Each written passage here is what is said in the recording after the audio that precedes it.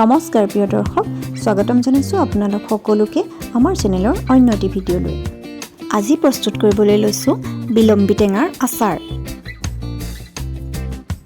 এই আচাৰ প্ৰস্তুত কৰিবৰ বাবে মই লৈছোঁ প্ৰায় 1 কেজিমান জোখৰ বিলম্বি টেঙা। এইখিনি ভালদৰে ধুই পানীৰ পৰা টুকি লৈছোঁ। তাৰ পাছত এইদৰে 4 ফালকৈ কাটি লৈছোঁ।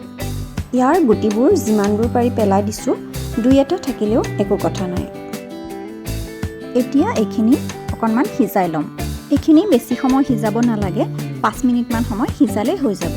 এতিয়া এইখিনি পানীৰ পৰা টুকি পানীখিনি যাবৰ বাবে চালনী এখনত থৈ দিছোঁ। পানীখিনি যোৱাৰ পাছত বিলম্বিখিনি এটা বাচনত লৈ লৈছোঁ আৰু তাত নিমখ আৰু হালধি দি ভালদৰে সানি লৈছোঁ।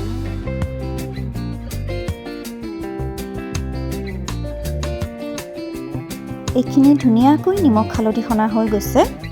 এতিয়া বিলম্বিখিনি পুনৰ চালনীখনত দি ইয়াৰ এক্সট্ৰা পানীখিনি যাবৰ বাবে কিছু সময় ৰ'দত থৈ দিম।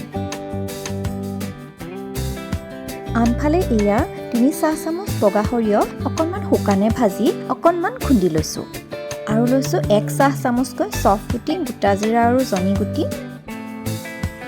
আৰু আধা চাহ চামুচকৈ মেথি গুটি আৰু কলা জিৰা লৈছোঁ। এইখিনিও সামান্য শুকানে ভাজি অকণমান খুন্দি লৈছোঁ।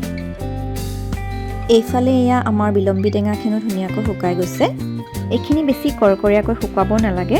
আনফালে এখন কেৰাহীত মিঠাতেল দি দিছোঁ আৰু তেলখিনি সামান্য গৰম হোৱাত তাত শুকুৱাই লোৱা বিলম্বি টেঙাখিনি দি দিছোঁ। এইখিনি কিছু সময় ভাজি ল'ম।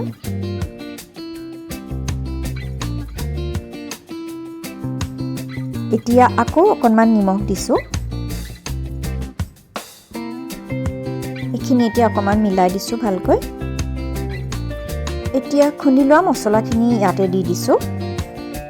একেলগে খুন্দি লোৱা বগা সৰিয়হখিনিও ইয়াতে দি দিছোঁ। গোটেইখিনি ভালদৰে আকৌ মিলাই দিছোঁ।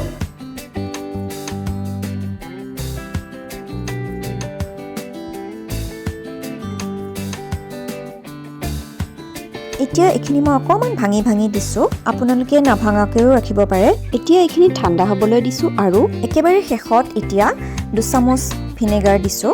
পুনৰ গোটেইখিনি ভালদৰে মিহলাই দিছোঁ। এয়া আমাৰ বিলম্বি টেঙাৰ আচাৰ প্ৰস্তুত হৈ গৈছে। এতিয়া এইখিনি শুকান আইনাৰ বটলত ভৰাই মাজে মাজে ৰদাই থাকিলে হৈ যাব। এই আচাৰটো আপোনালোকে লগে লগেও খাব পাৰিব। আশা কৰোঁ আজিৰ ৰেচিপিটো আপোনালোকে ভাল পাব। ভিডিঅ'টো শেষলৈকে চোৱাৰ বাবে আপোনালোকলৈ অশেষ ধন্যবাদ জনালোঁ।